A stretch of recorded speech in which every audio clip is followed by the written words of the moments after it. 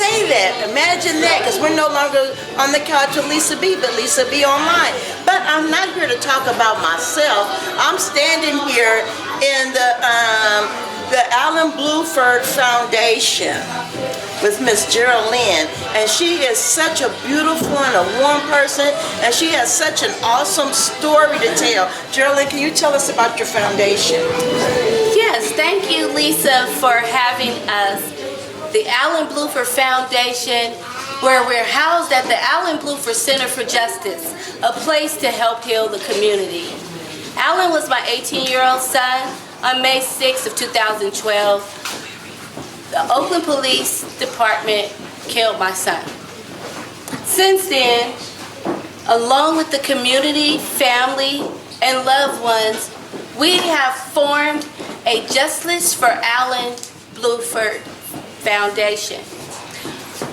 We're here today because on December 20th is Alan's birthday. That's all right, baby. It's all good. Let them know. Instead of falling in our tragedy, we stand strong in our testimony. So here with the community, family, loved ones, supporters, we've come together to give back to those who have lost their loved ones. Today is December 18th. 3 years ago, we were at Laney College, where we celebrated Alan's birthday. Our keynote speaker was Angela Davis. The community, union members, family members, people from all over came to fight and speak out against this unjust that we all suffer. Yes. You know, Lisa, when it first happened, I felt as though people didn't understand, and they were ostracizing me and saying, why did that happen? But I know I have to stand and take a stand. Alan can't speak anymore. I always carry him in my heart, but I speak for Alan. I am Brown-Blueford. Absolutely. And the world will hear of his story. Yes. And I am a strong believer in God. Amen. We did sue the city of Oakland. We did take a settlement. But my faith tells me that there will be justice for Alan. You see, there's no statute on murder. Right. And a lot of people think that it's said and done. But it is not said and done. And as God is my witness, I will fight until there is justice for Alan. And I truly believe that the God I serve will give me justice for Alan. Well, you know what? You already have the justice. It's just in the making. And you know, today we're having this celebration of life for Alan. So what I want you to do is tell us a little bit about Alan. Alan the person. Well, Alan was I know he was a beautiful person because you're a beautiful person. Thank you. Yeah, you can see how cute he is right here on my shirt. But Alan was a fun, loving, strong young man. Alan brought people together all the time. He was the friend that everybody wanted to have. He was the favorite from everybody. He got whatever he wanted from his dad, his sister, his brother. Everybody just was drawn to Alan. Alan would say cute things like, you know, I talked to my friends and I would say, get out of the room. And he wouldn't get out the room. He'd say, no, I want to listen. Or he'd say, Mom, I just want to hang out with you. And he is hanging out with us in our heart. Alan has made all kinds of accomplishments in his life. He was a 3.0 grade point average student. He won championships for teams that he played on. Wow. Alan was just an all-around great guy. And when he was 7 years old, his dad asked him, Alan, what do you want to be when you grow up? And he said, I don't know, Dad. But whatever it is, it will be big. Amen. And it's big. And it's big, absolutely. You know, there's a lot of people who have lost their children at the hands of violence, but it's even worse when you lose it at the ones that you pay their salaries. Absolutely. You understand what I'm saying? Because you look to them for protection, you look to them for guidance, you look for them to be an asset to the community and not for them to come in and destroy your life. Absolutely. We pay them to protect and serve. But unfortunately, in today's society, they shoot to kill. This is not something that just happens out of the blue sky. This is something that happens every day in every city of the United States. And we as a community, as a family, as a people, have got to unite and say no more. That's why here at the Brown-Blueford Center for Justice, my co-director, her name is Molly Costello. She was an RN for many years, but when this happened to Alan, she stepped out of her job in her community and stood up for Alan.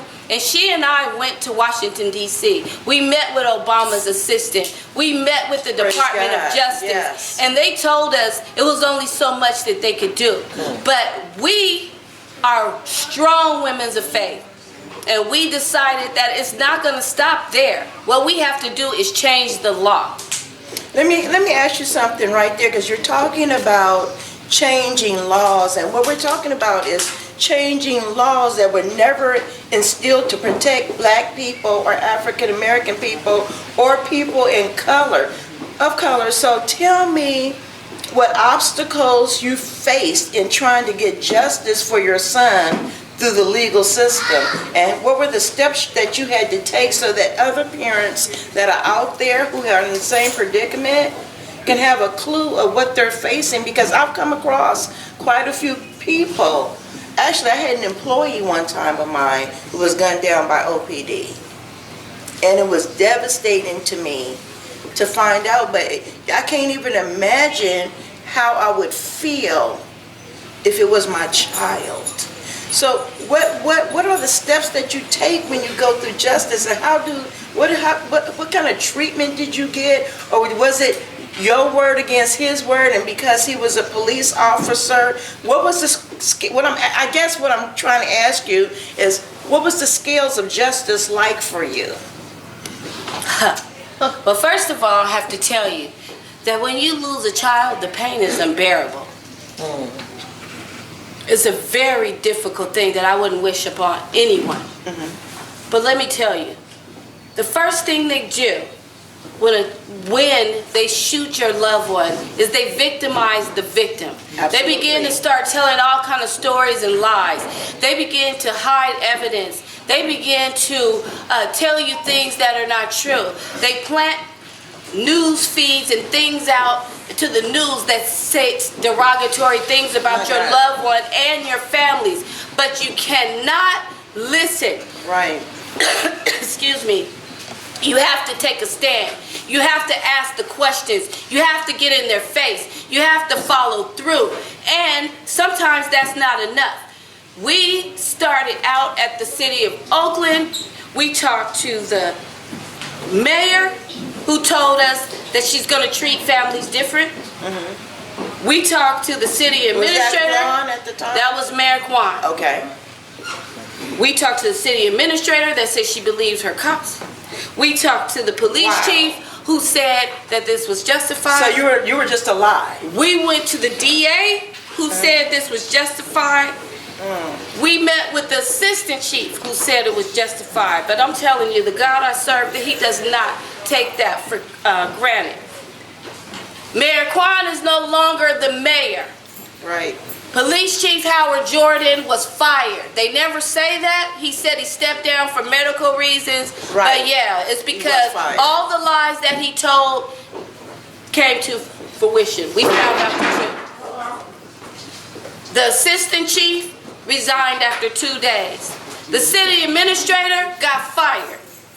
So all the people that had things to do with Alan's case are no longer in office. But God said he make your enemies your footstool now. And I stepped right all over them. That's right. That's why I went from the city to the White House. You cannot, you have to get your own answers. You have to hire an attorney.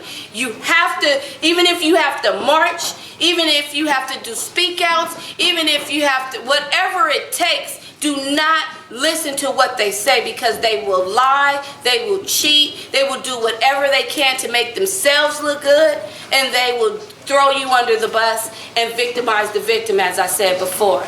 But as we know today, Alan's legacy will live on. This is a part of the legacy today. Alan was a giving young man. He worked at Skyline High School. He helped the disabled. He served them. He was best friends with everyone. That's what we want to do. We want to give to those who have the same kind of feelings that we have, that go through the same kind of things that we go through. And, you know. Okay, you know what? Okay, now we're going to wrap up and talk about your healing, because I remember earlier when I talked to you, you talked about being very angry for so long, and you talked about now releasing the anger. And then I just want to ask you, after we talk about that, how can people get in touch with you to donate to your foundation? Because Lisa B Online has 44,000 monthly followers. Wow. So we want people to give. We want people to support you, because even though you might feel a certain way, there's people who can identify. Absolutely. I have had the opportunity to travel all over to different states, speaking about Alan's story and speaking about our fight. And, you know, to God be the glory. I get messages and letters, and people reach me and say that I'm an inspiration. For me, that's a little bit like, what, me? Because I can't believe, but Alan's story touches people. So you birthed something out of this. Yes, I did. And the thing is, when it first happened, I was in shock, I was in turmoil, I was in pain. I spent the first year living through anger and sadness. I was mad at everything. I walked in anger, I cried in anger, I talked in anger. I did everything angrily. And this is the 4th birthday without Alan, and I'm tired of being sad. Okay. I just want to celebrate the life of my son. Right. And I don't want to walk around with this upsetness. So now I'm here fighting for justice, and this is a part of my healing. Okay, so how can people donate to you? How can people give to you, and what do you need? Just going to tell people what you need. Well, you can reach me at the Brown-Blueford Center for Justice at 2434 Telegraph Avenue in the city of Oakland, California. We are also on Facebook at the Brown-Blueford Center for Justice. We also have a Facebook page for the Brown-Blueford Foundation, which is housed at the center. This center is here, donated, and set here for a place to help heal the community. We have several different outreaches, so we have people come in all the time, and we do what we can to give back and to help them. I'm also on IG at BabyQT, and that's BAYEBEEQT. And also, again, my name is Jeralynn Brown-Blueford. Our telephone number here is 209-740-9844. Also, I have a wonderful co-director, a family of supporters, and Can you bring just your the community. co-director in? Yes, please. I don't know where she is. She's hiding out. She always likes to stay in the back and push me out to talk. But this is a fighter, and she's been fighting for justice all for 3 years with me.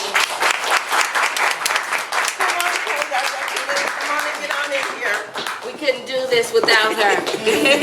Tell her what you need. And the community.